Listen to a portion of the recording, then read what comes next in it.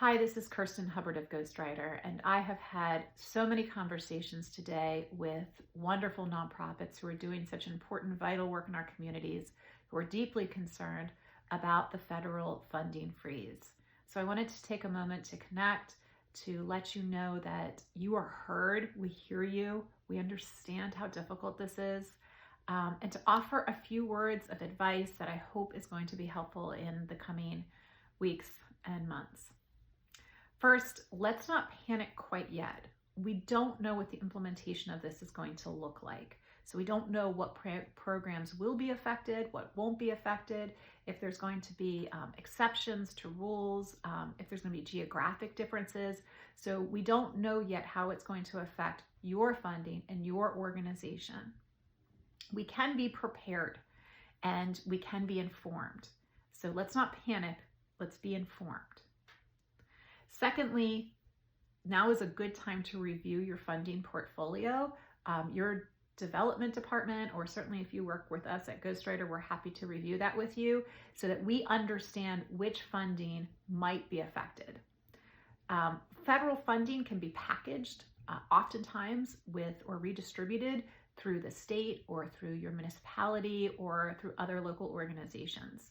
So understanding where the source of that funding is and which funding might be affected is going to be important. And the reverse of that is also true. Let's consider what funding is not going to be affected. So this mandate only affects federal funds.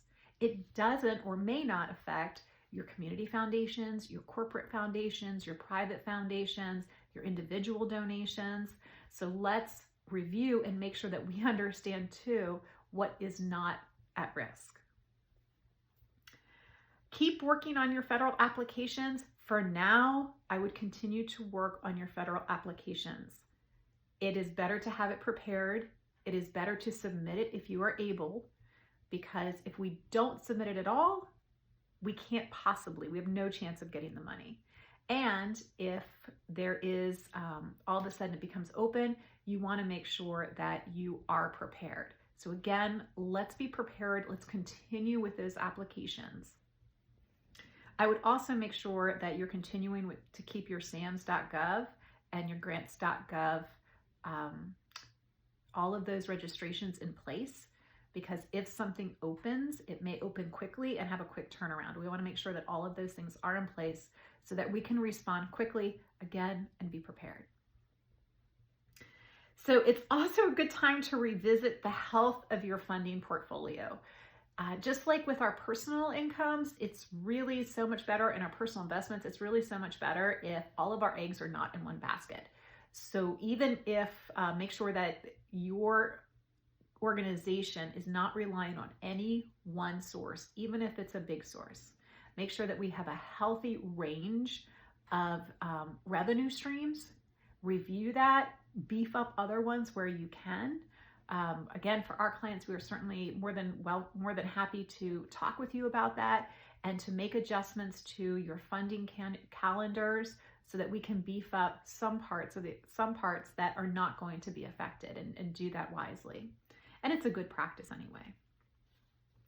Now is a great time to advocate for yourself, for your community, and for your organization. You can go to congress.gov or house.gov to find your representative, and I would encourage you to reach out to them and let them know how this will affect your organization. It is just so important that they know how much you rely on the federal funding, if you do, and what even a temporary delay can do, especially for a nonprofit organization who has already spent money that they expected to get reimbursements on.